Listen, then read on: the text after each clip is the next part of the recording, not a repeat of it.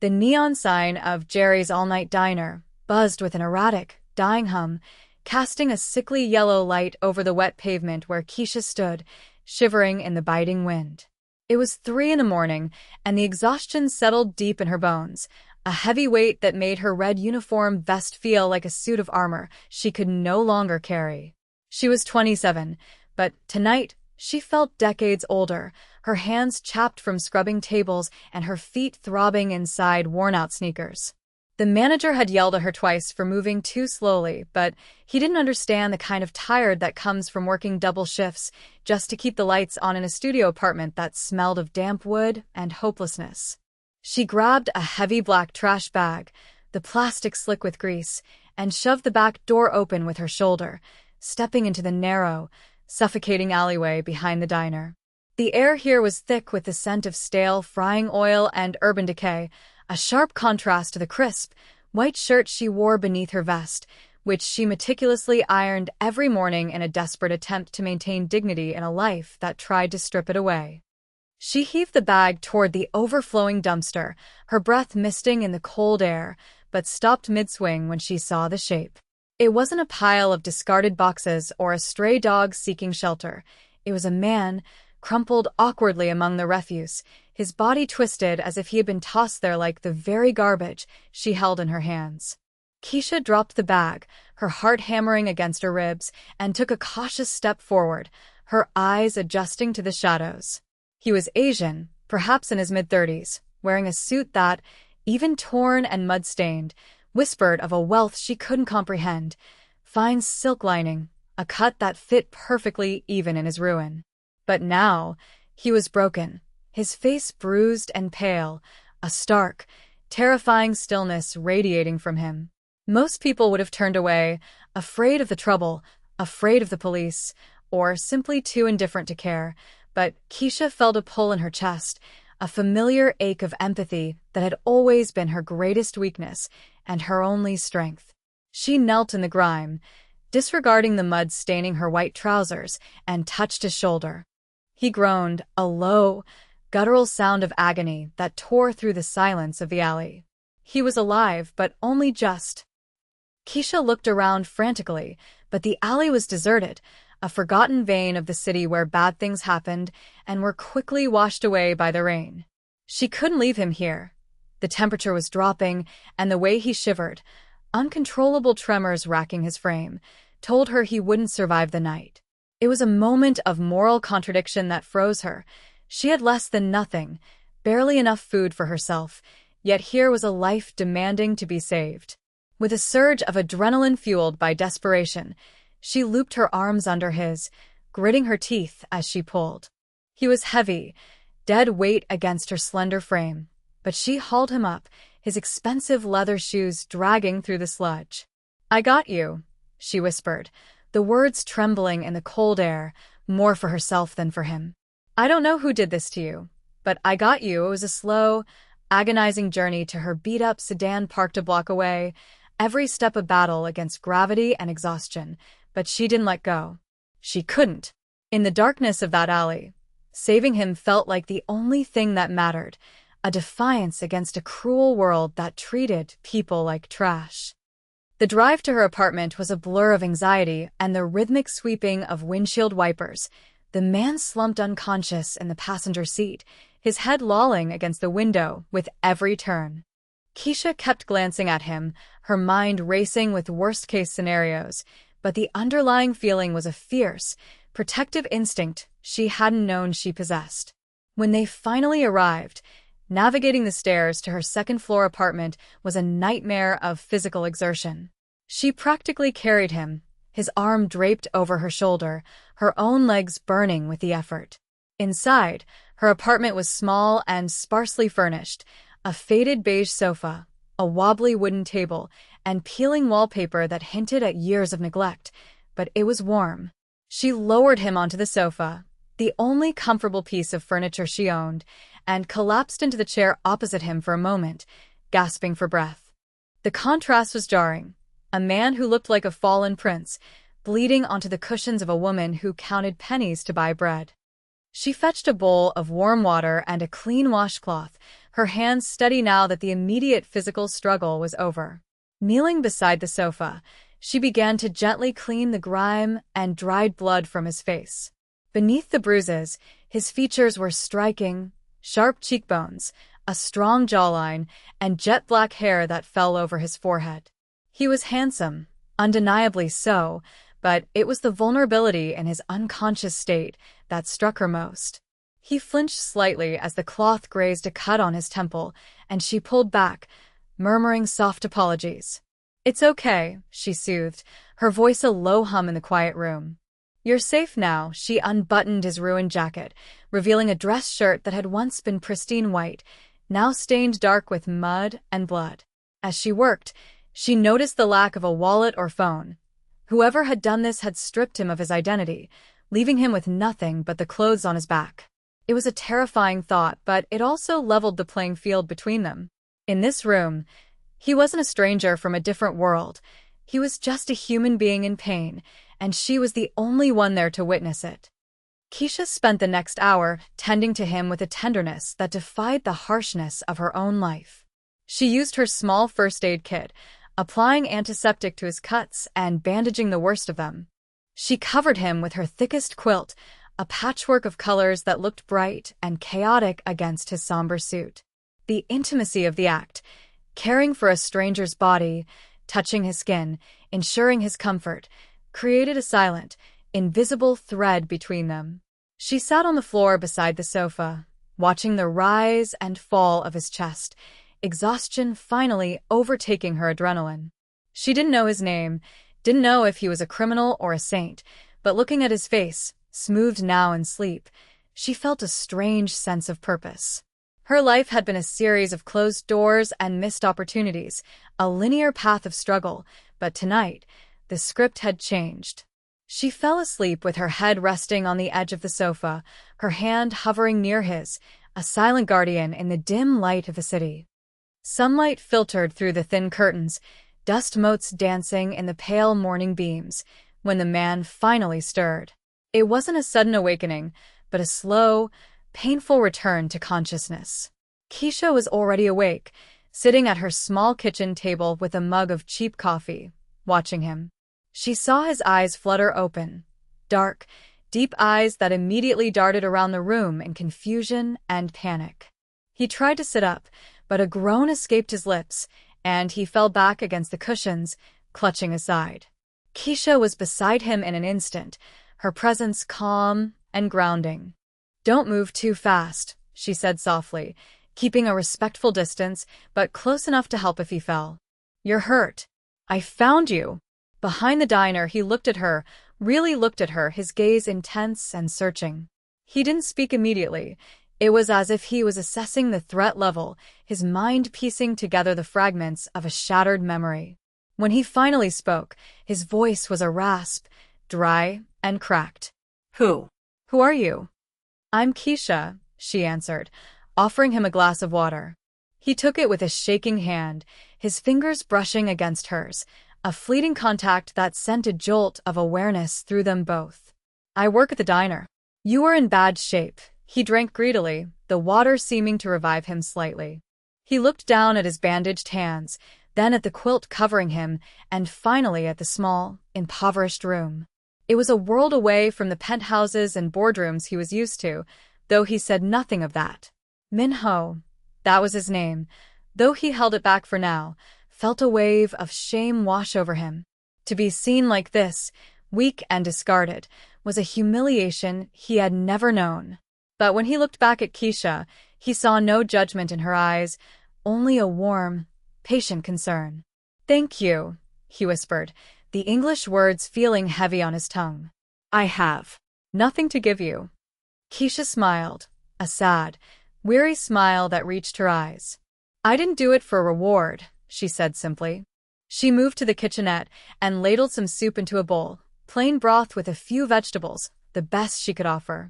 As she handed it to him, the disparity between them hung in the air, unspoken but palpable. He was a man who had clearly known the finest things, now eating soup from a chipped bowl in a stranger's apartment. Yet, as he ate, Min-ho realized it was the warmest meal he had tasted in years. The silence between them wasn't awkward. It was heavy with unasked questions and a growing, tentative trust. He watched her move around the small space, tidying up, her red vest hanging on the back of a chair like a reminder of the reality waiting outside. She was poor, clearly struggling to survive, yet she had shared what little she had with him. It was a lesson in humanity he hadn't expected to learn in the gutter. "I can't stay," he said suddenly, the instinct to run, to hide his shame, flaring up. He tried to stand, his legs wobbling dangerously. Kesha stepped in, her hands firm on his shoulders, gently pushing him back down. "You can't walk," she stated, her voice firm but kind. "And whoever did this to you, they might still be out there. You're safe here. Just rest for a while." Minho looked at her, seeing the strength in her jaw, the determination in her posture. She was offering him sanctuary at a cost to herself he couldn't yet calculate. Slowly, he nodded, surrendering to the weakness of his body and the unexpected kindness of her heart. In that moment, the waitress and the billionaire were just two people sheltering from a storm, the boundaries of their worlds blurring in the quiet intimacy of the morning. Days turned into a week, and a fragile routine began to form within the walls of the small apartment. Minho's recovery was slow. His body was a map of bruises that turned from angry purple to sickly yellow, and his ribs ached with every breath. He spent the days lying on the sofa or sitting by the window, watching the world below, a world of gray concrete and rushing people that seemed so distant from the stillness of Kesha's home. He learned the rhythm of her life, the way she woke before dawn, the sound of the shower running, the smell of burnt toast because the toaster was broken, and the heavy sigh she released when she returned late at night, smelling of grease and fatigue. He saw the stack of bills on the kitchen counter growing higher, the red envelopes that signaled urgency and debt. It gnawed him. He, who could buy this entire building with a signature, was now a burden on a woman who could barely feed herself. He hadn't told her who he was, the heir to the Han conglomerate, the man betrayed by his own brother and left for dead. To speak it aloud felt like inviting the danger into her home, and perhaps a part of him enjoyed being just Min, a man without a title, seen only for who he was in the moment. One evening, Kesha came home looking more defeated than usual. Her shoulders were slumped, and the light in her eyes had dimmed. She didn't say anything, just kicked off her shoes and sat at the table, burying her face in her hands. Minho, who had been practicing walking around the room to regain his strength, moved toward her. He moved silently, his expensive instincts for reading people shifting from boardroom negotiations to emotional observation. "Kesha," he said softly. She looked up, startled, and quickly wiped a tear from her cheek. "I'm fine," she lied, her voice thick. "Just a long shift. The landlord. He wants the rent by Friday, or I'm out." The admission hung in the air, a brutal reality check. Minho felt a surge of impotent rage, not at the landlord, but at his own helplessness. He had no access to his accounts, no phone, no way to contact his loyalists without alerting his enemies. "I will pay you back," he said, his voice intense, his eyes locking onto hers. "Every cent. I promise you." Kesha managed a weak chuckle, shaking her head. "You don't have a cent, Min. And that's okay. We'll figure it out." "I always do." She stood up and walked over to the fridge, pulling out the last of the eggs. "How about an omelet?" It's gourmet night, her attempt at humor, her refusal to break down or blame him for the extra mouth to feed, pierced through his defenses. He walked over to her, reaching out to take the carton from her hands. "Let me," he said. "I can cook." She looked surprised but yielded. They stood side by side in the tiny kitchenette, their elbows brushing. He whisked the eggs with a precision that betrayed his upbringing, while she toasted the bread. It was a domestic scene that felt incredibly foreign, yet deeply right to him. As they ate, the tension of the looming eviction faded into the background, replaced by a quiet companionship. Minho found himself telling her small fragments of his life, not the wealth, but the loneliness. He spoke of a cold childhood, of a house that was a museum rather than a home. Kesha listened, her eyes warm and understanding, absorbing his pain as if it were her own. Sounds like we both grew up hungry, she said thoughtfully. Just for different things that night, as Kesha prepared her makeshift bed on the floor, having insisted he keep the sofa until he was fully healed, Min-ho made a silent vow. He watched her from the darkness, the moonlight tracing the curve of her cheek. He would not let her fall. He would reclaim his throne, not for power, not for revenge, but to lay the world at the feet of the woman who had saved him when he was nothing but trash in an alleyway. The emotional peak of their confinement came on a night of torrential rain, the kind of storm that rattled the window panes and made the world feel small and enclosed. The thunder was a constant, rolling growl, echoing the tension that had been building between them. Kesha was pacing the room, the stress of the impending eviction deadline finally cracking her composure. "I don't know what to do," she whispered, her voice tight with panic. "I've picked up 3 extra shifts, but it's not enough. If I lose this place," she trailed off, unable to voice the fear of homelessness that had shadowed her entire life. Min-ho sat on the edge of the sofa, his healing ribs aching in the damp weather. He couldn't watch this anymore. He couldn't watch her drown while he sat dry on the shore. He stood up, ignoring the pain, and crossed the room to intercept her path. "Kesha," he said, his voice commanding in a way she hadn't heard before. He reached out and took both her hands in his. His grip was firm, his skin warm against hers. She stopped pacing and looked up at him, her eyes wide and brimming with unshed tears. The distance between them vanished. In the dim light of the apartment, with the storm raging outside, they were the only 2 people in existence. "Look at me," he urged gently. "You are not going to lose this place." "I won't let that happen," she searched his face, confused by the certainty in his tone. "How can you stop it, Min?" She stopped herself, not wanting to hurt him, but he finished the sentence for her. "I am a man who owes you his life. Do you trust me?" The question hung heavy in the air, charged with an energy that was no longer just gratitude. It was attraction, deep and magnetic. Kesha felt her heart rate spike, the warmth of his hands traveling up her arms. She saw the strength returning to him, a glimpse of the powerful man he must have been before the fall. "I trust you," she whispered, and she realized it was true. Despite the absurdity of the situation, despite his lack of resources, she believed him. Min-ho raised one hand to cup her face, his thumb brushing away a stray tear. The gesture was incredibly tender, a silent confession of the feelings he had been harboring. He leaned in, his forehead resting against hers, closing his eyes as he breathed in her scent, soap and rain and resilience. "I need to make a call," he said quietly, pulling back just enough to look into her eyes. "It is dangerous, but it is time." Kesha didn't ask for details. She understood that the period of hiding was over. The safety of the cocoon they had built was shattering, forced open by necessity. But in that moment, the fear was secondary to the connection vibrating between them. She placed her hand over his, pressing it closer to her cheek. "Okay," she said, her voice steady now. "Whatever you need to do. I'm with you." It was a pact, sealed not with a contract but with a touch. As the thunder crashed overhead, Min-ho knew that walking out that door to reclaim his identity was the only way to save her, even if it meant risking the very life she had given back to him. The romance that had been a slow ember was now aflame, and it would either light their way out of the darkness or burn them both to ash.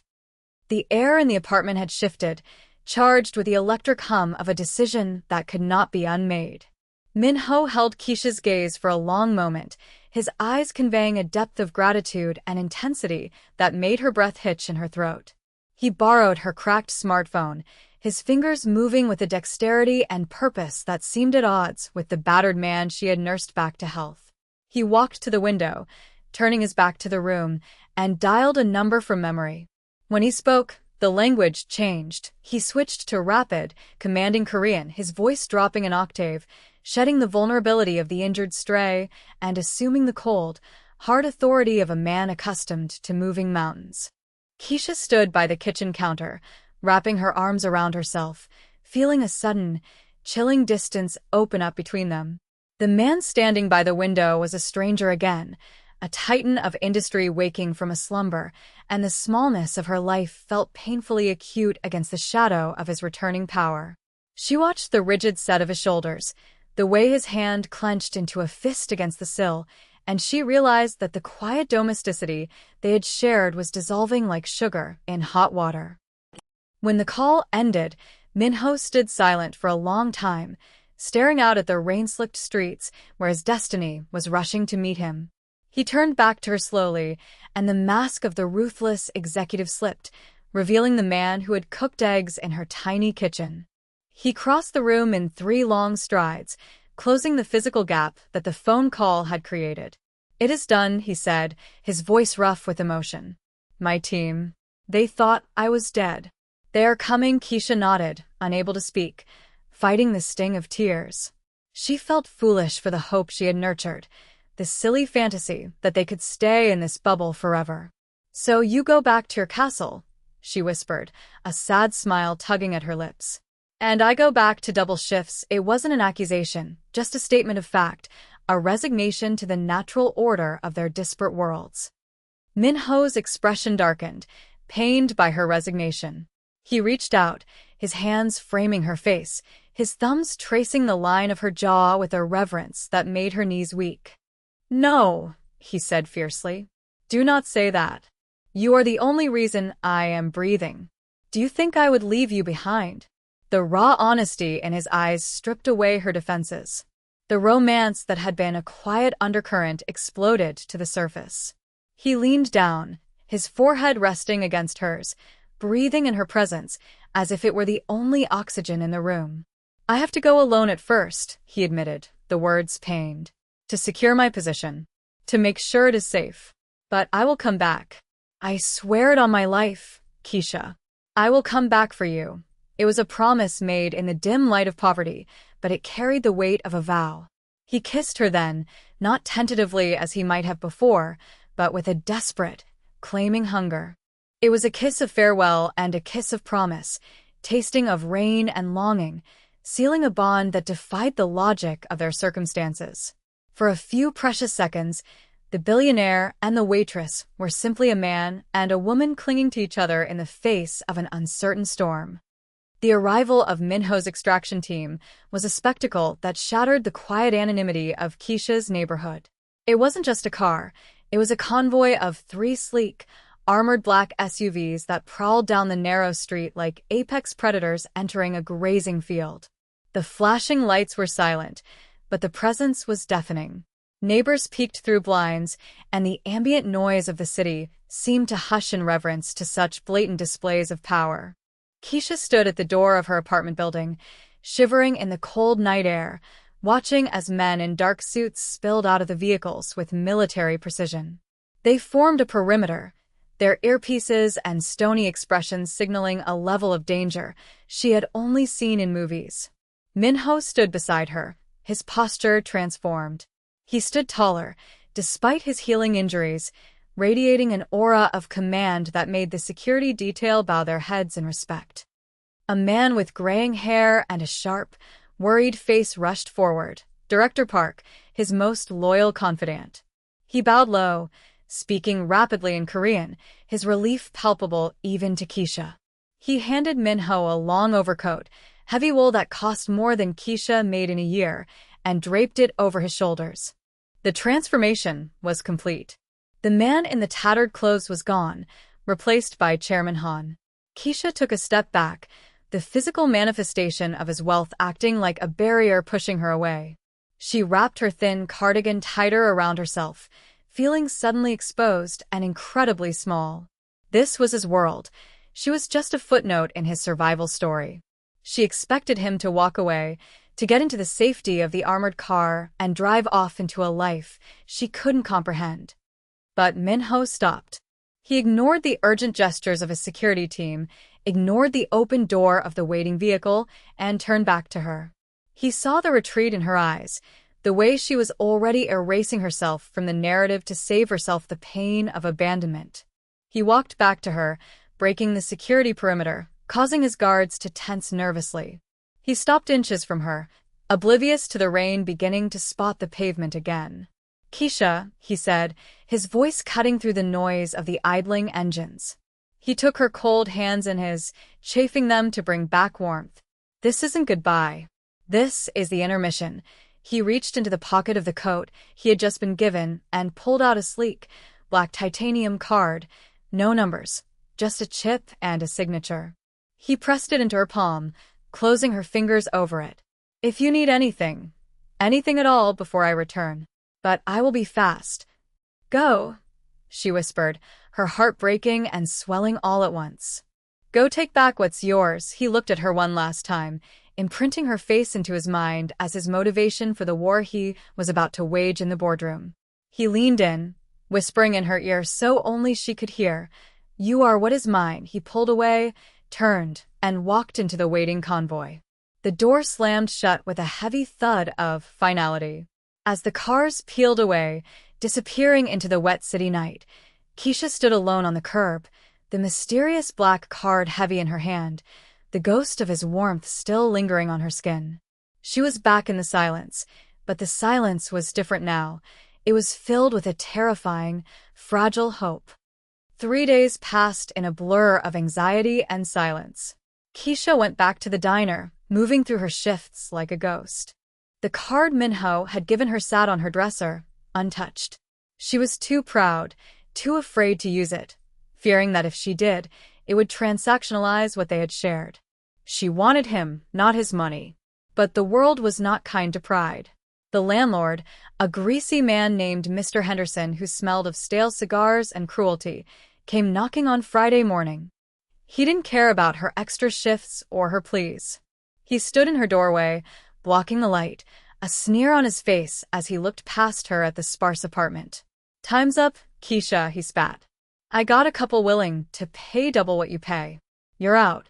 Noon today or the sheriff comes." The devastation was absolute. Kesha sat on the floor amidst half-packed boxes, the fight finally draining out of her. She had saved a life. She had touched something extraordinary, but gravity was pulling her back down to the mud. She thought of Minho, wondering if he was safe, wondering if he had forgotten the girl in the red vest now that he was back in his silk sheets. The clock ticked mercilessly toward noon. She heard heavy footsteps on the stairs, and she braced herself for the sheriff, for the humiliation of being put out on the street. She stood up, wiping her eyes, determined to walk out with her head high. She opened the door before they could knock. But it wasn't the sheriff.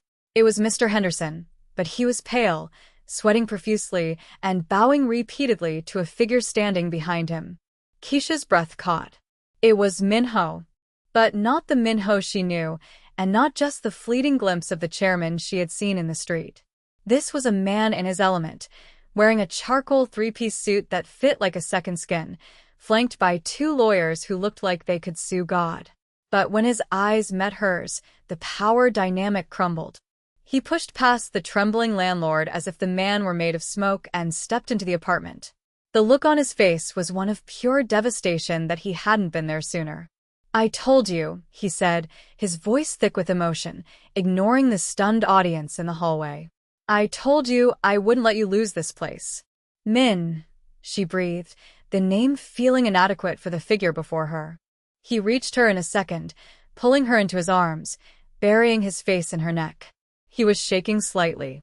"I'm sorry," he murmured against her skin. "I was delayed. The board. It was a fight. I came as soon as I could." He pulled back and looked at the landlord, his expression shifting from lover to executioner. "Mr. Henderson," Minho said, his voice dangerously calm.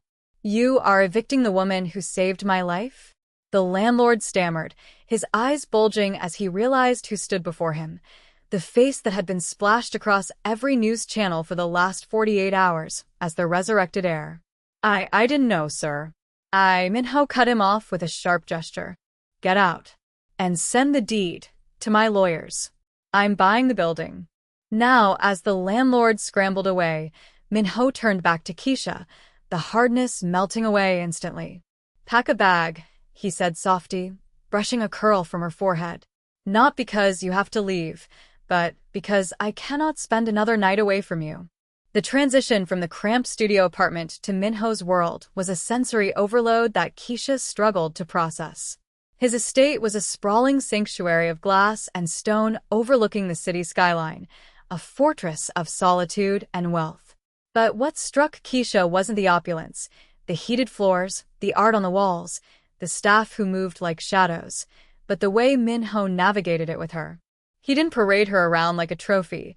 He protected her, creating a space where they could just be two people again. That evening, after a quiet dinner where the staff had been dismissed so they could eat alone, they sat on the expansive terrace.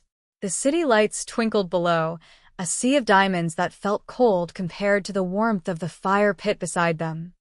Kesha sat on the plush outdoor sofa, feeling the silk of the dress he had provided for her, simple, elegant, and blue. She felt like an imposter in her own skin. "I don't belong here, Min," she confessed, her voice barely above a whisper. "I'm a waitress. I scrub tables." She gestured to the skyline. "This is a fantasy," Minho, who had been pouring wine, set the bottle down and walked over to her. He knelt before her, disregarding the expensive fabric of his trousers against the stone patio. It was a position of submission, of worship, that shocked her. He took her hands, observing the calluses, the rough skin from years of harsh detergents and hard labor. He brought her hands to his lips, kissing the rough patches, the scars, the evidence of her struggle. "You are wrong," he said, looking up at her with fierce intensity. "You are the only thing that is real in this entire house. All of this." He waved a hand at the luxury around them. "This is just noise. It is cold. It is empty. He placed her hand against his heart, letting her feel the steady, strong rhythm beneath the suit. "You are the reason this heart beats. When I was in that alley, when I was trash, you didn't see a trillionaire. You saw a human being. That makes you more noble than anyone I have ever met in these high towers." Tears streamed down Kesha's face, the deep-seated insecurity of a lifetime of poverty cracking under the weight of his adoration. He wasn't trying to change her. He was honoring her. "I don't want you to be a princess," he continued, wiping her tears with his thumb. "I want you to be my partner. My conscience. I need you to keep me human, Kesha. Because without you, I am just a suit in an empty room." He stood then, pulling her up with him, and wrapped his arms around her waist, pulling her flush against him. The wind whipped around them, high above the world, but she felt anchored. "Stay with me," he pleaded softly. "Not as a guest. As my equal." Kesha looked into his dark eyes and saw the truth of it. He needed her just as much as she needed him. The rescue hadn't been a one-way street. She had saved his life, but he was saving her soul from the grind of survival. "Okay," she whispered, leaning into the kiss that followed.